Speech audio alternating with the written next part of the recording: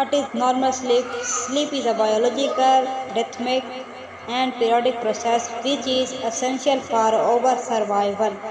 Sleep जो है वो हमारे पास बायोलॉजिकल, रिथमिक और पीरियोडिक प्रोसेस है, एक पीरियड वाइज तरीक़ाकार है जो कि बका के लिए ज़रूरी है। Sleep is a behaviour which is a psychological and biological need and it is periodic process. Sleep जो है ये हमारे पास बिहेवियर है जो कि साइकोलॉजिकल और बायोलॉजिकल नीड है और ये एक पीरियोडिक प्रोसेस है। In 1920, scientists think that sleep is an inactive brain state and brain shut down during sleep and restart again in the morning. 1920 में साइंटिस्ट सोचे थे या कहते थे कि स्लीप जो है वो एक इनएक्टिव ब्रेन स्टेट है, यानी कि ब्रेन जो है वो इनएक्टिव हो जाता है और ड्यूरिंग स्लीप के दौरान शट डाउन हो जाता है, काम करना छोड़ जाता है और रीस्टार्ट होता है जब सुबह के वक्त।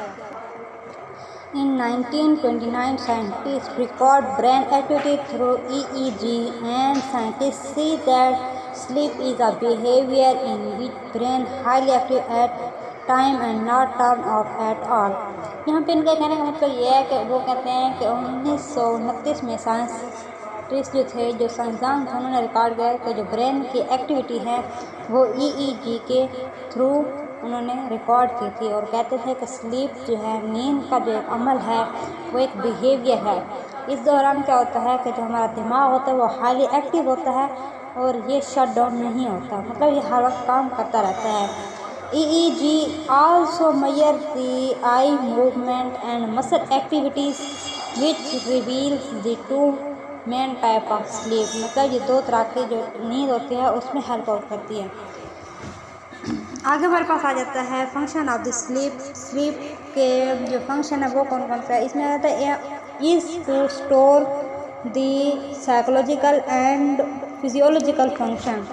अ restful sleep maintain the periodic function, respiration, blood pressure and muscle tone.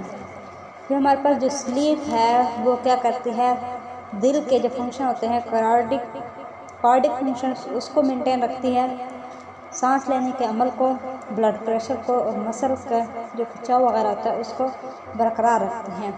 According to the recuperation theories के मुताबिक the theory claim that the function of the sleep is restoration of energy which was consumed during the waking stage.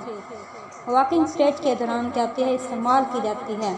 वो कहते हैं कि जो sleep का जो function है वो ये है कि वो एनर्जी को क्या करता है, स्टोर करता है और वॉकिंग स्टेज के दौरान उसको इस्तेमाल करता है। Why we need to sleep, हमें नींद की ज़रूरत क्यों होती है? हमारे पास दो बेसिक नीड्स होती हैं, biological need and psychological need. Biological need से मुराद ये होता है there are so many neural circuit which are strengthened during the sleep that while newborn babies sleep a lot।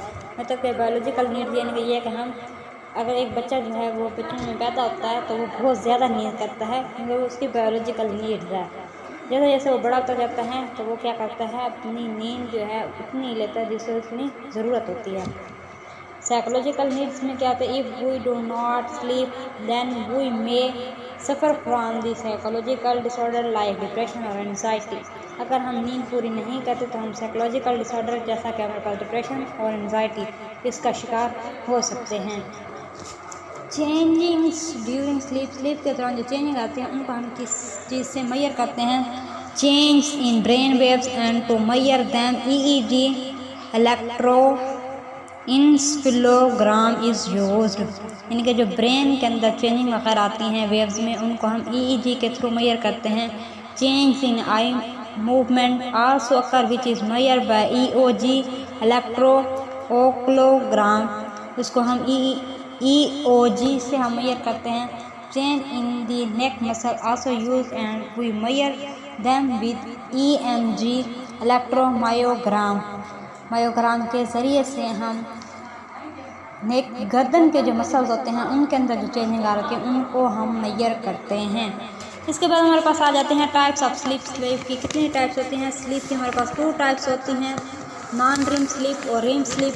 Non REM sleep को हम slow wave sleep भी कहते हैं। नॉन रीम स्लीप के अंदर हमारे पास कितनी स्टेजेस आ जाती हैं? 4 स्टेजेस आ जाती हैं। Stage 1 non REM sleep, stage 2 non REM sleep, stage 3 non REM sleep, stage 3 non REM sleep और stage 4 non REM sleep. Non REM sleep का मतलब क्या होता है? स्लो वेव स्लीप, मतलब ये बहुत स्लो वेव स्लीप्स होती हैं। एंड हमारे पास आ जाती है रीम स्लीप, वो कहते हैं रैपिड आई मूवमेंट स्लीप, मतलब इसमें हमारे पास जो कहती है जो आँखों की मूवमेंट होती है, आई बॉल होती है, उसकी मूवमेंट हाई होती है। इसके बाद हमारे पास आ जाता है walking stage and resting stage. Walking stage at this times highest frequency waves are generated in the brain called beta wave. Beta waves जब पैदा होती हैं तो उनको हम क्या कहते हैं? हाईएस्ट फ्रीक्वेंसी वेव्स होती हैं जो कि ब्रेन के अंदर पैदा होती हैं। Able to perceive, process and assess information and express that information verbally. Information को क्या कहता है? वर्बली एक्सप्रेस कर सकते हैं।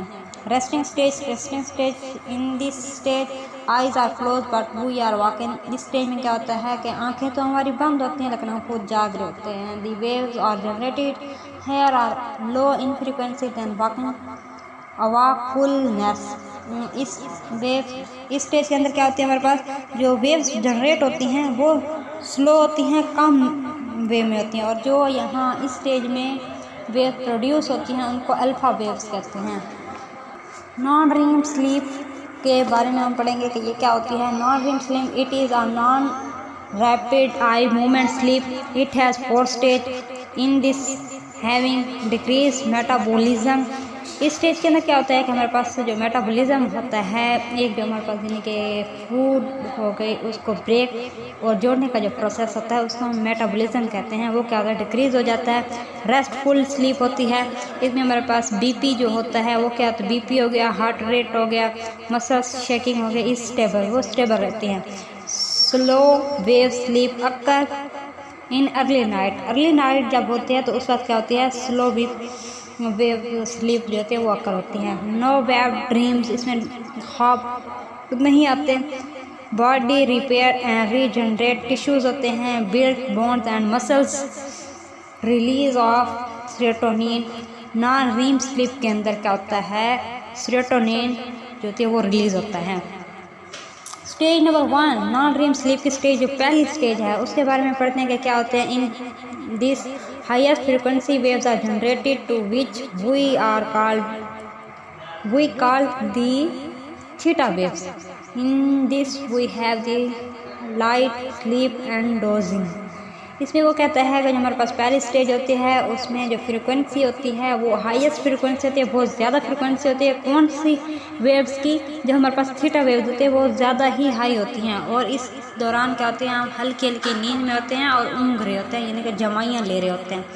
आगे हमारे पास आ जाते हैं सेकंड स्टेज। सेकंड स्टेज में क्या आते हैं? Theta waves are generated but less in frequency than the stage on 1 and having sleep spindle and K complex. Second stage के अंदर हमारे पास क्या होता है कि थीटा वेव्स तो पैदा हो रही होती हैं लेकिन कम फ्रीक्वेंसी के साथ होती हैं, और इसके अंदर सेकंड स्टेज के अंदर हमारे पास स्पिंडल्स और के कॉम्प्लेक्स होते हैं वो बन रहे होते हैं।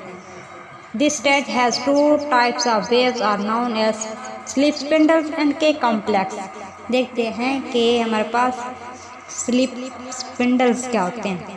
Appearance on EEG having the 11 to 16 hazard frequency and their appearance is the evidence of one side of light sleep। इसके अंदर हमारे पास क्या होते हैं कि 11 से 16 हैजर्ड फ्रीक्वेंसी में हमारे पास जो होती हैं वेव्स बन रही होती हैं। कौन सी वेव्स? स्लीप स्पिंडल वेव्स बन रही होती हैं, और हम हल्की हल्की नींद में होते हैं और सम लेवल ऑफ कॉन्शियसनेस वो भी मौजूद होता है।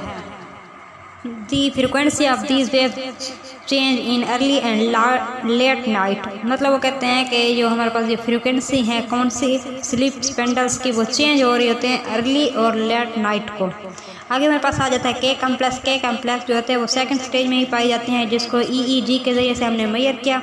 हमने नहीं मेजर किया बल्कि साइंटिस्ट ने मेजर किया था, और इसमें क्या कहते हैं कि हाई वोल्टेजेस में ये मौजूद होती हैं। नेगेटिव भी हो सकते हैं और पॉजिटिव दोनों में मौजूद हो सकती हैं।